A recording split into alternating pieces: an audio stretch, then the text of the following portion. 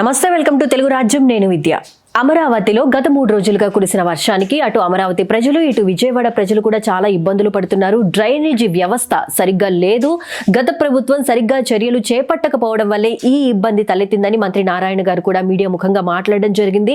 ఇంకా అమరావతిలో 3 రోజుల నుంచి కురిసిన వర్షం నిమిత్తం అన్ని కన్స్ట్రక్షన్స్ ఏరియాల్లోనూ వాటర్తో నిండిపోవడంతో పనులు ఆగిపోయాయి. దీని మీద కూటమి ప్రభుత్వం అసహనంగా ఉన్నట్లు తెలుస్తోంది. మరి చుట్టుపక్కల అమరావతి ప్రజలు కూడా ఏమనుకుంటున్నారు అనే విషయం మీద, అదే విధంగా అమరావతి ఇక్కడ కట్టడం సాధ్యమైన మరొక చోటకి మార్చాలంటారా అనే విషయం గురించి, అండ్ అలాగే ఆగస్టు 15th అట్టహాసంగా ప్రారంభించిన స్త్రీ శక్తి మహిళలకు సంబంధించిన ఉచిత బస్సు ప్రయాణం ఆచరణలో ఎలా ఉంది, మొత్తంగా ఈ అంశాలకు సంబంధించి పబ్లిక్ ఒపీనియన్ ఏ విధంగా ఉందో ఈ వీడియోలో తెలుసుకుందాం. ఉన్నట్లయితే ఎలా ఉంది మేడం? సంవత్సరం పరిపాలన పైనే అయింది, 15 నెలలు అవుతుంది దగ్గర రాష్ట్రంలో కూటమి ప్రభుత్వం వచ్చి పథకాలు ఏమేమి వస్తున్నాయి? కొంచెం ముందుకు రండి.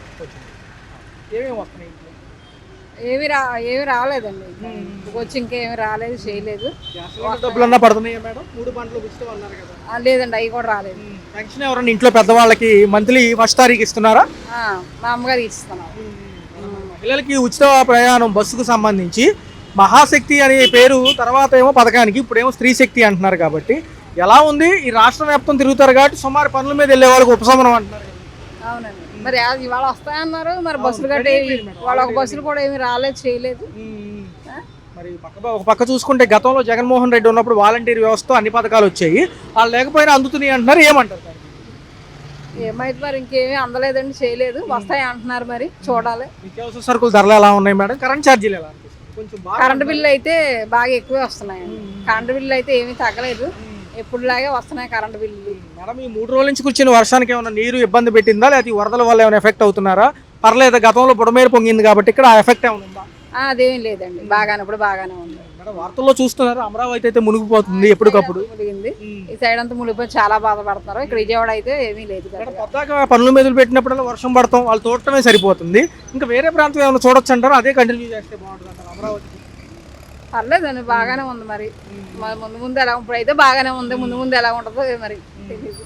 నెలవారు కూడా మీకు ప్రతి నెల 1500 చొప్పున, సంవత్సరం వారు 18,000 ఆడబిడ్డ నిధి కింద ఇవ్వాలి. దాని పేరు మహాశక్తి అంటున్నారు, అది కూడా ఇస్తామంటున్నారు. ఏమంటారు?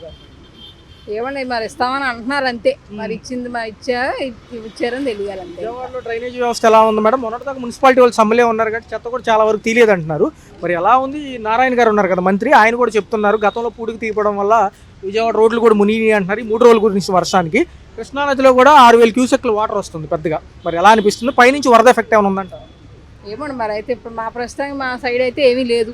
మాది అపార్ట్మెంట్లు వర్ణ బొమ్మాయి కాలనీ, అటు సైడ్ అయితే ఏమీ లేదు. మరి అమరావతి నుంచి గుంటూరు కానివ్వండి, అటు రోడ్లు కూడా తెగిపోయినాయి.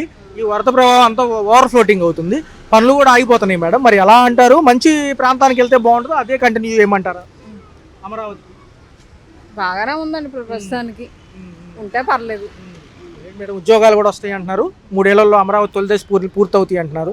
మరి ఎలా ఉన్నాయి? దాంతోపాటు ఇంకేదన్నా పథకాలు అమలు చేస్తే బాగుంటుంది అంటారు త్వరితగతిన? ఇంకా చేస్తే బాగుంటుందండి. ఆయన చేస్తానన్నా ఇంకా చేయలేదు కదా, ఆయన చేస్తే చాలు మాకు.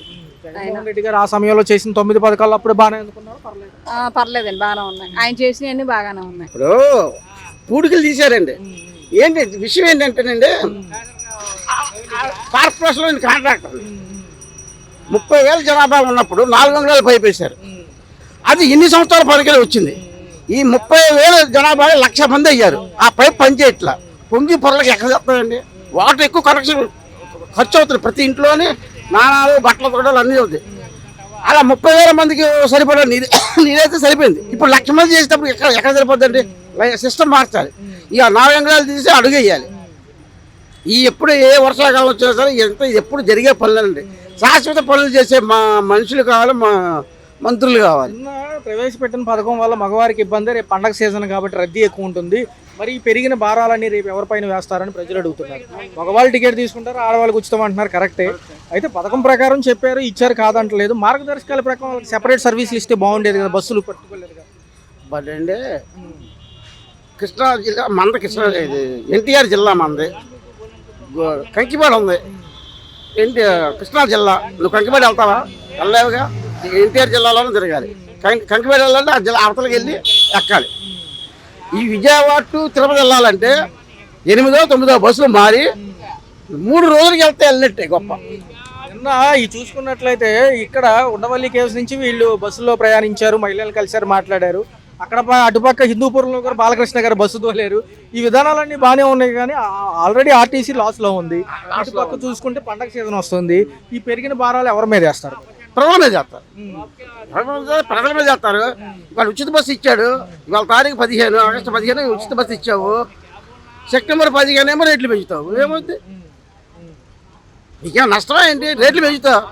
₹10 ఇక్కడ నుంచి అక్కడికి వెళ్ళాలంటే బస్సులో 15 రూపాయలు చేస్తావు. కరెంటు బిల్లులు భారంగా ఉన్నాయి, నిత్యావసర సరుకులు ధరలు కరెంటు బిల్లులు పెట్రోల్ సంగతి ప్రజలు మర్చిపోయారండి. ఎందుకు మర్చిపోయారంటేనండి, లీటర్ తక్కువ కొట్టేవాడు కదా పూర్వం. లీటర్ కొట్టేది ఏంటి 80 రూపాయలుగా లీటర్ పెరిగిందయ్యా 83. ఇప్పుడు 110 రూపాయలు 115 రూపాయలు 50 రూపాయలు కూడా పెట్రోల్ కొడుతున్నాడు. నా దగ్గర 50 ఉంటే చాలు బాబు, 50 కొట్టు మనిషిగా వెళ్ళిపోతున్నాం మేము. దానికి రేట్ అంతా కూడా ఎవడో తెలియదు. పెట్రోల్ కొట్టించుకునేవాడు కానీ డీజిల్ కొట్టించుకునేవాడు కానీ రేటు తెలియదు. ఎలా ఉంటుంది సార్ సంక్షేమం? గతంలో చాలా ఫాస్ట్గా అందింది, ఇప్పుడు లేట్ అవుతుంది అనేది ప్రజల వాదన. మరి వచ్చే కూడా అరకొరగా ఉంది. ఇన్ఫర్మేషన్ సచివాలయాల్లో ఇవ్వటం లేదు. మరి పారదర్శకంగా అమలు చేసే వాలంటీర్లను తీసేశారు. మరి ఇటు పక్క ఎలా ఉండబోతుంది? 4 ఏళ్లలో కూడా తెలుగుదేశం కార్యకర్తలు చేస్తారండి, అన్ని వాళ్ళే చేస్తారు. వాళ్ళే వచ్చేస్తారు. 4 ఏళ్ళ భవిష్యత్తు వీళ్ళు అనుకున్నట్టుగా 20 లక్షల ఉద్యోగ కల్పన ఉంటుందా? అమరావతి, పోలవరం అని గట్టెక్కుతాయా? ఎలా ఎక్కుతాయండి. ఇప్పుడు చంద్రబాబు నాయుడు గారు వచ్చే నెలలో పై వచ్చే నెలలో రిటైర్మెంట్ అవుతున్నాడు కదా, కొడుకుని చేస్తాడు కదా, అప్పుడు అవుతాయి. ఇప్పుడు ఈయన చేయలేని అని ఆయన చేస్తాడు. అప్పుడు మంచి ప్రభుత్వం వచ్చింది. అప్పుడు సార్ పులివెందుల ఎన్నిక జరిగిన విధానం నచ్చిందా? చాలా కరెక్ట్గా జరిగింది కదండి. ప్రతి ఇంటికి ఈ రోజుకి వెళ్ళండి, ఇంక 1 రోజు 2 రోజులు అయింది, మచ్చలు పోవు కదా.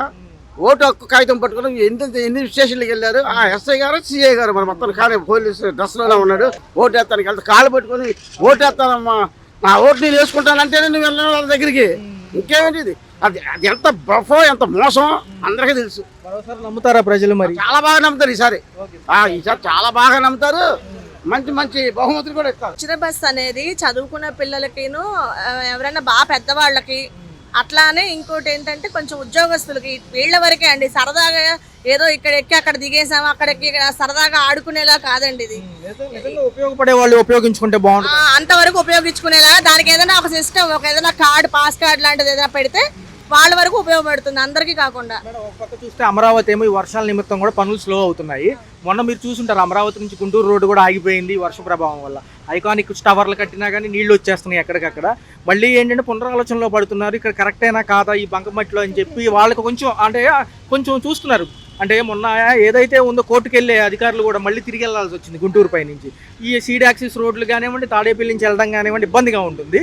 మరి ఎలా ఉండబోతుంది? ఇంకా లేట్ అవుతుంది అంటున్నారు కదా. అమరావతి రాజధానిగా అనేది మనం మెయిన్లీ కావాలని ఏర్పాటు చేసుకున్నాం బలంగా. యాక్చువల్గా అయితే దానికి అనువుగా ఎక్కడుందనేది వెతకడం మంచిది. దీని మీద ఒకసారి ఆలోచన చెయ్యాలి అందరూ కలిసి. ఎక్కడ మంచిది అన్ని పెట్టేస్తున్నాం అంటే పరిశ్రమల వైజ్గా ఆల్రెడీ కొన్ని వచ్చేసినాయి ఇప్పటికే.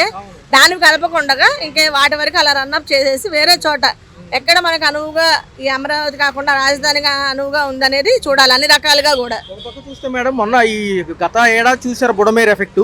మరి కొంచెం కట్టుబాటు చర్యలు చేయడం వల్ల ఏడాది తప్పినట్టే ఉంది. మరి ఇలాగే కొద్దిగా కాన్స్టెంట్గా అన్ని చేస్తూ బాగుంటుంది కదా. ఇట్లాంటి డ్రైనేజ్ వ్యవస్థ కానీ విజయవాడ ఫస్ట్ నుంచి కూడా ఇబ్బంది. నిజమే, ఎప్పుడు విజయవాడలో మాత్రం డ్రైనేజ్ వ్యవస్థ అనేది దిగువనే ఉంది. దానిలో ఇంకా డెవలప్మెంట్ చాలా రావాలి. ఎందుకంటే మన విజయవాడలో చెత్త కూడా చాలా ఎక్కువ. అందరు ఎక్కడికక్కడ ఎప్పటికప్పుడు క్లీన్ చేసుకుంటామని మనం చూస్తే మున్సిపాలిటీ వాళ్ళు కూడా ఏదో స్ట్రైక్ చేశారండి. చాలా దరిద్రంగా ఎన్ని రోజులు అంటే అన్ని రోజులు రోడ్ల మీదే చెత్త అంతా ఉండిపోయింది. అలా కాకుండా స్ట్రైక్లు అనేవి పునరావృతం కాకుండా చక్కగా ఎప్పటికప్పుడు ఎవరి ఉద్యోగాలు వాళ్ళు చేసేటట్టుకుంటే డ్రైనేజీ వ్యవస్థ ఎప్పటికప్పుడు ఇంకా కావాలంటే ఇంకా వర్కర్స్ని తీసుకోవడం, ఎక్కడ అసలు ప్రాబ్లం ఎక్కడ స్టార్ట్ అయిందనేది దాన్ని క్లియారిటీ తీసుకుంటే విజయవాడలో డ్రైనేజీ ప్రాబ్లమ్స్ అనేవి ఉండవు. ఎందుకంటే మన విజయవాడకి మంచి పేరుంది, ఇక్కడ అన్ని కూడా బాగుంటుంది అనేది లుక్ అనేది ఉంది. ఎందుకంటే మనకు పరిశ్రమలు కూడా వస్తున్నాయి, అందుకే దాన్ని మనం కాపాడుకోవాలి.